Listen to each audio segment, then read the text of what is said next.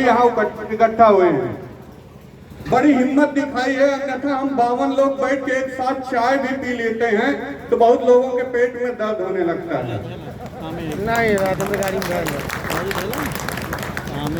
हम लोगों को जरूरत है सबसे पहले कि अभी अब हमसे पहले हमारे गुरुजन अभिभावक बताए हैं कि नरेटिव से बहुत बड़ी युद्ध जीती जाती है और बहुत बड़ा युद्ध हारा जाता है। तो नरेटिव बड़ा खिलाफ चल रहा है। हम लोगों को सबसे पहले चाहिए कि नरेटिव बनाने की जरूरत है। कुछ विधर्मियों द्वारा कुछ ऐसी उक्तियां हम लोगों के समाज में नरेटिव सेट किया गया है, सबसे पहले उसको भुलाना होगा। जैसे एक है कि मेढक डालना और ब्राह्मणों को संगठित करना एक समान है। यह हम नहीं पैदा किए हैं, हम नहीं बनाए हैं, यह हम लोगों का मनोबल तोड़ने के लिए बनाया गया है समाज में, और उसको हम मान के बैठ जाते हैं। हमारा मनोबल टूट जाता है कि हम ब्राह्मणों को संगठित नहीं कर सकते हैं, समाज को संगठित नहीं कर सकते हैं। दूसरा नरेटिव सेट किया, शेर अकेला चलता है। हमारे राजपूत भाई इकट्ठा न हो, उनको तोड़ने के लिए नरेटिव चलाया जाता है कि शेर अकेला चलता है। अरे क्या शेर अकेला चलता है?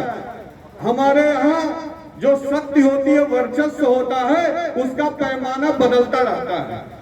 सबसे पहले एक समय याद करिए कि शक्ति किसमें केंद्रित थी? मंत्रों में। जिसके पास सबसे अच्छे मंत्र होते थे उसी का वर्चस्व होता था। हम लोग भी सुने हैं मंत्रों से बारिश होती थी, मंत्रों से आग लग जाती थी, मंत्रों से मार दिए जाते थे, लेकिन समय खत्म हुआ, मंत्रों का वर्चस्व कुछ कम हुआ। समय आया वीर भोग्या वसुंधरा, जिसके बाहु में जितनी क्षमता होगी वो पृथ्वी का राजा होगा। समय वर्चस्व किसमें बदल गया? बाहुबल में। समय फिर करवट लिया, बाहुबल गुलाम हो गया अर्थ का, धन का, कंपनियां मालिक हो गई। वर्चस्व कहां चला गया? धन में। जिसके पास धन था वो बाहुबल उसका यहाँ गुलामी किया और मंत्र उसके यहाँ पूजा किया। लेकिन साथियों समय फिर बदला है। अब समय है तंत्र का, जिसके पास लोग ज्यादा वो उतना वर्चस्वशाली होगा।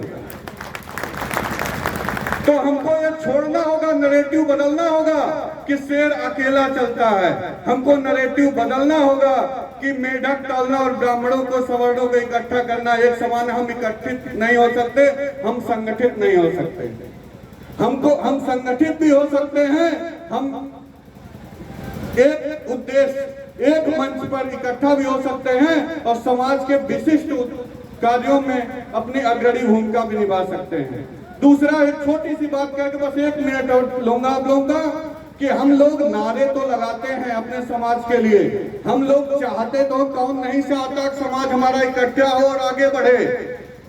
तुलसीदास जी भी लिखे हैं कि यद्यपि यही जग दारुण नाना, यद्यपि यही जग दारुण दुख नाना, सबसे कठिन जाति हो माना। तो अपनी जात का अपमान हमको बहुत बुरा लगता है, अपनी जात को हम सबसे आगे रखना चाहते हैं, लेकिन उसके लिए हमको करते क्या है? नौजवान साथियों, आप ज्यादा जिम्मेदारी आपके ऊपर है कि हम अपनी जात को आगे रखने के लिए, अपने समाज को आगे रखने के लिए करते क्या है।